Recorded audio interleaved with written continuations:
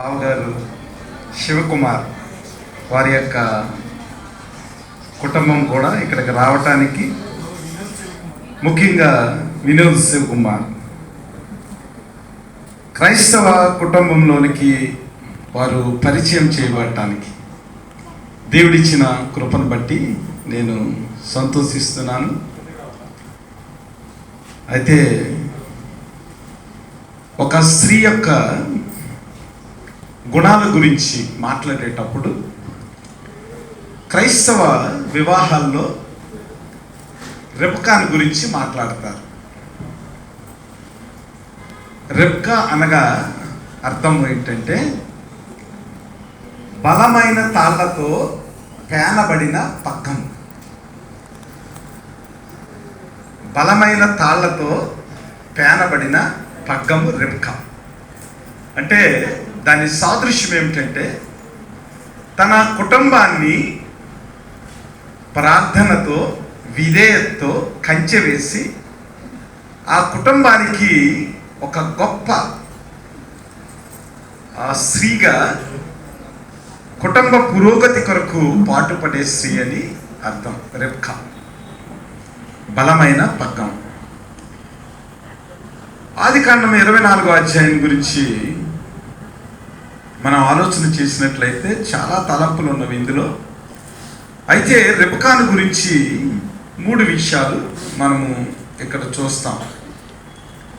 15-16 వచనంలో మనం మాట్లాడుకుంటే, అతడు మాట్లాడుట చాలింపక ముందే అబ్రహాము సహోదరుడైన నాహోరు భార్యగు మిల్కా కుమారుడైన బెతీయేలుకు పుట్టిన రెబ్కా కడవ భుజం మీద పెట్టుకుని వచ్చెను. ఆ చిన్నది మిక్కిలి చక్కనిది, ఆమె కన్యక, ఏ పురుషుడును ఆమెను కూడలేదు. ఆమె ఆ బావిలోనికి దిగిపోయి కడవను నీళ్లతో నింపుకొని ఎక్కిరాగా. దేవుడి మాటలను మన వినికిడిలో దీవించిన గాక. రెబ్కాను గురించి ఆలోచన చేసినప్పుడు ఇక్కడ 3 విషయాలు మనకు కనబడతా ఉన్నాయి. మొదటి విషయం ఏమిటంటే రెబ్కా సో బ్యూటిఫుల్, చాలా ఆమె సౌందర్యవతి, మిక్కిలి మరి చక్కనిది, సో బ్యూటిఫుల్. రెండవదిగా చూసినట్లయితే ఆమె సో శాంటిఫైడ్, అనగా చాలా పరిశుద్ధమైన కన్యక. ఆ పరిశుద్ధమైన కన్యక, శాంటిఫైడ్ అని చెప్పేదానికి ఇక్కడ పరిశుద్ధాత్మ దేవుడు ఏం రాయించాడంటే ఆమె పరిశుద్ధమైనది, ఏ విధమైన కళంకము లేనిది, మడతైనను మచ్చైనను లేకుండా తన జీవితాన్ని ప్రభువులో కట్టుకున్నదని అక్కడ మనం గమనించేదానికి పరిశుద్ధాత్మ దేవుడు ఏం చేశాడంటే ఆమె కన్యక, ఏ పురుషుడును ఆమెను కూడలేదు.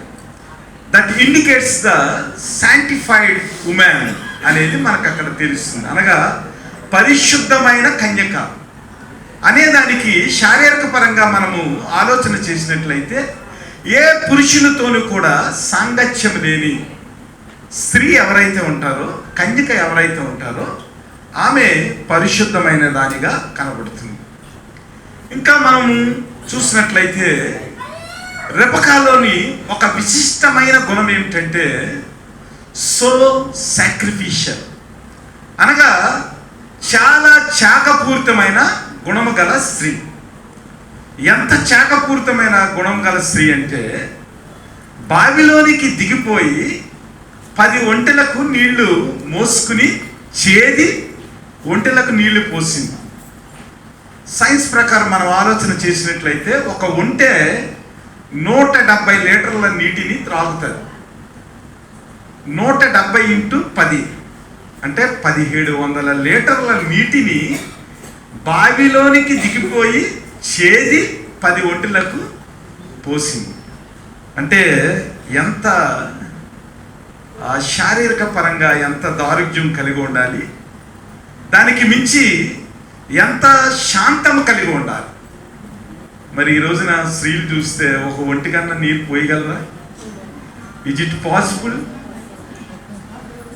కాబట్టి రెబెకా జీవితాన్ని గురించి ఆలోచన చేసినప్పుడు ఈ 3 గుణాలు, విశిష్టమైన 3 గుణాలు కూడా మనకు కనబడతా ఉంటాయి.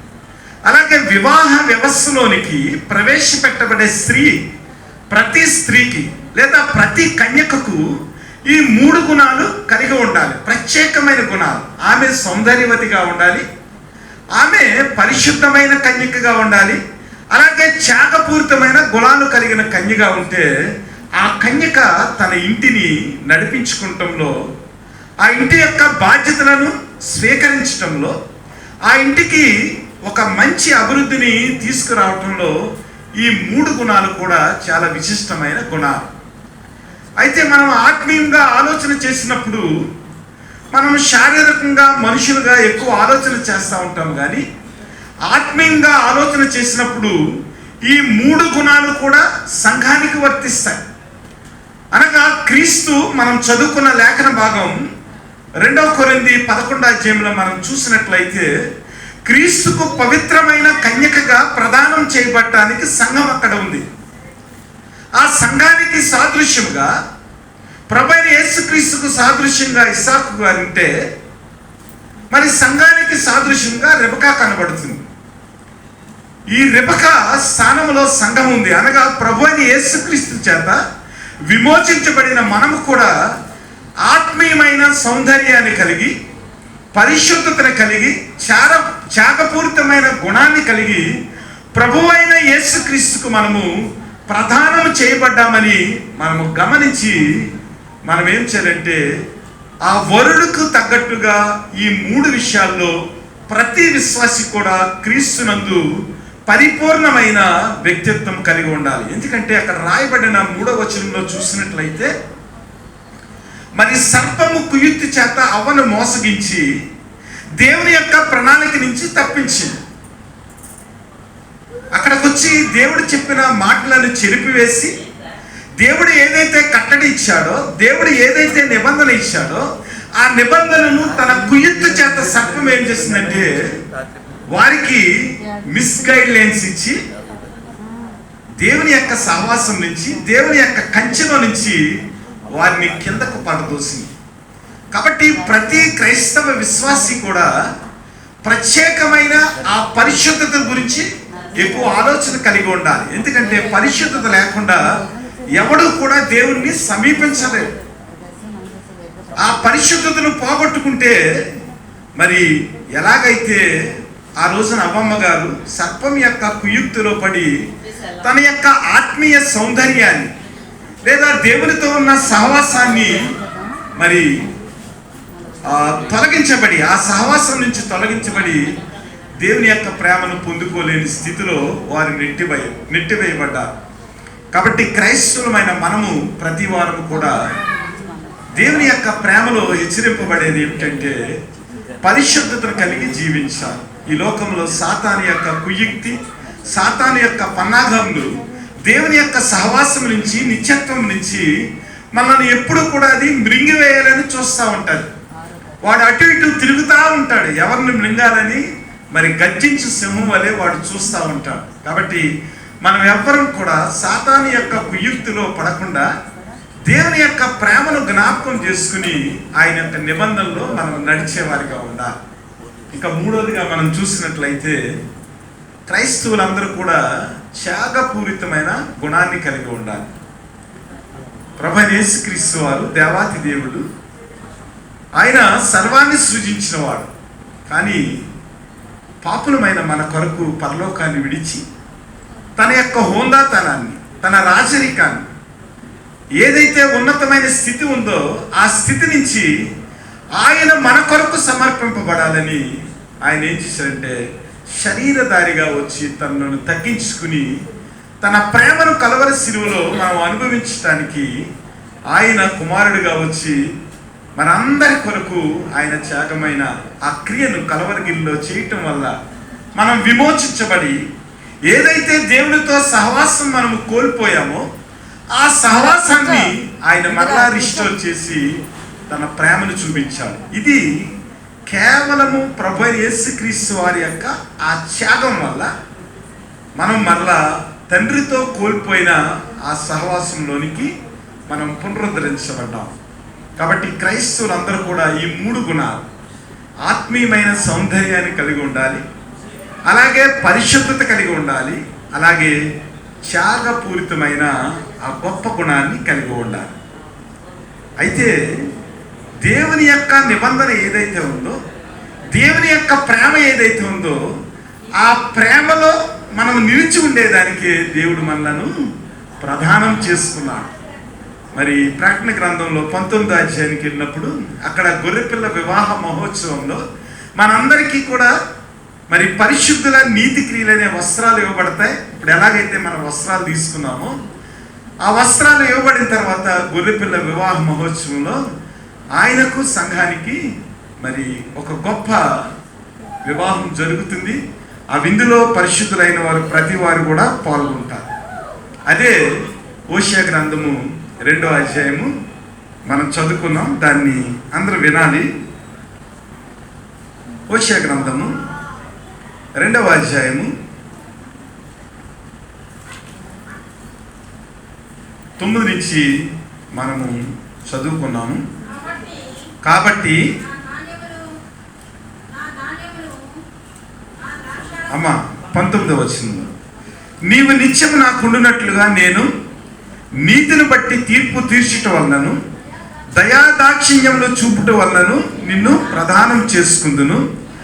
నీవు యెహోవాను ఎరుగునట్లు నేను నమ్మకమును బట్టి నిన్ను ప్రదానము చేసుకుందును. ఆ దినమున నేను మనవి ఆలకించును, ఆకాశపు మనవి నేను ఆలకింపగా అది భూమి యొక్క మనవి ఆలకించును. భూమి ధాన్య ద్రాక్షారస తైలముల మనవి ఆలకింపగా అవి యజ్రయేలు చేయు మనవి ఆలకించు.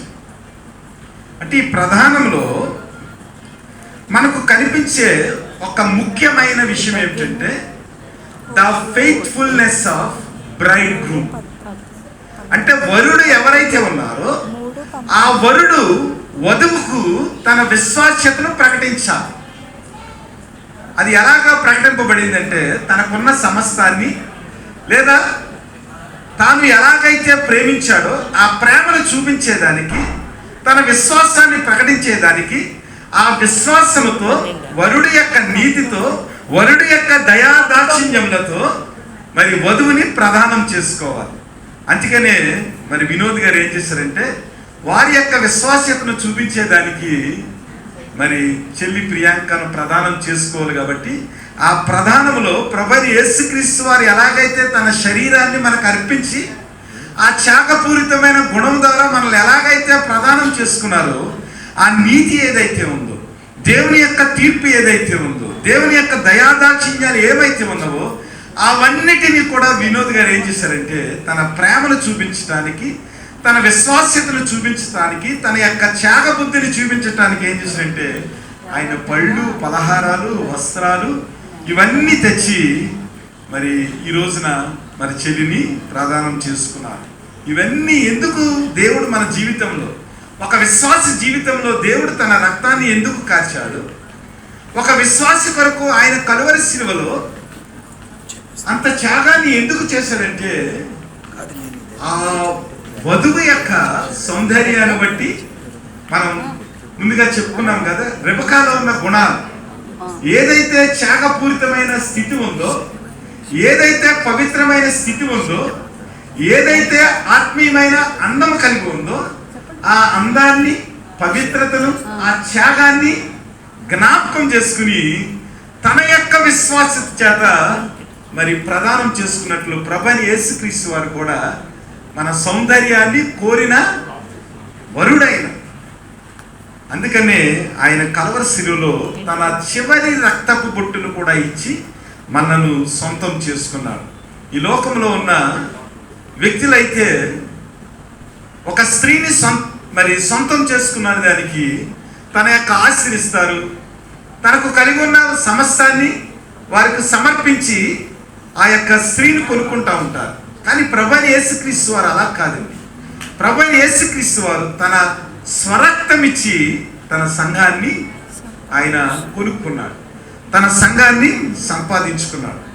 ఎందుకు సంపాదించాడంటే ఇక్కడ మనం చదువుకున్న వాక్యము, యెహోవాను ఎరుగునట్లు నేను నమ్మకమును బట్టి నిన్ను ప్రదానం చేసుకుంటున్నాను.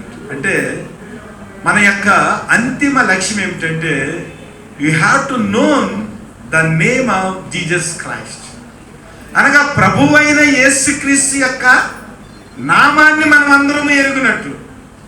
ఈరోజున క్రైస్తవులు యేసు ప్రభు యొక్క నామాన్ని ఎరిగిన వారిగా కనపడతా ఉన్నారు, కానీ వారి జీవితాల్లో ప్రాక్టికల్ లైఫ్ లేదు. ఎరగటం అంటే ఏమిటంటే తెలుసుకుంటాం వేరు, ఎరగటం వేరు. మనందరికీ ప్రధాని మోదీ గారు తెలుసండి, కానీ ప్రధాని మోదీ గారికి మనం ఎంతమంది తెలుసు, అది ఎరగటం అంటే. అంటే మ్యూచువల్గా ఇద్దరికి అవినాభావ సంబంధం కలిగి ఉండటం ఎరగటం కదా. దీని గురించి చాలా ఎక్కువ ఎరుగుటంటే ఇంకా శారీరక పరమైన విషయాల గురించి కూడా మాట్లాడవచ్చు. అయితే ఇక్కడ ఏమిటంటే ఎరగటం అంటే ప్రభువైన యేసుక్రీస్తుతో డైరెక్ట్గా మనం రిలేషన్ కలిగి ఉండాలి. అందుకని మనం ఏం చేస్తాం, ప్రతి మొదటి ఆదివారము ఆయన యొక్క బలలో పాలు పంపులు మనం పంచుకుంటూ ఉంటాం. ఆయన యొక్క రక్తాన్ని ద్రాక్షారసం రూపంలో మనం స్వీకరిస్తాం. ఆయన యొక్క శరీరాన్ని మనము రొట్టె రూపంలో స్వీకరిస్తాం. అనగా ఆయన రక్తము, ఆయన శరీరము ద్రాక్షారసం రూపంలో, రొట్టె రూపంలో మన శరీరంలోనూ కూడా వచ్చేస్తుంది. అంటే మనం ఇద్దరం కలిపి ఒక్కరం అయిపోతాం. అది ఎరగటం అంటే. అలాగా క్రీస్తుని ఎరిగేదానికి, ఆయన నామాన్ని మనం గమనించేదానికి, ఆయన నమ్మకాన్ని బట్టి, ఆయన నీతిని బట్టి, ఆయన యొక్క విశ్వాస్యతను బట్టి, ఆయన యొక్క తీర్పును బట్టి మనందరినీ కూడా ఆయన ఎన్నుకుని ప్రదానం చేసుకుని ప్రభు ఏం చేశాడంటే మనలను వివాహం చేసుకుంటానికి ఆయన ఎదురు చూస్తూ ఉన్నారు. కాబట్టి వినేదు కుటుంబం, బావగారి యొక్క కుటుంబం, నేను కోరుకునేది ఏంటంటే, మరి మా చెల్లి ప్రియాంకని మీకు దేవుడు ఒక బ్లెస్సింగ్గా ఇచ్చాడు.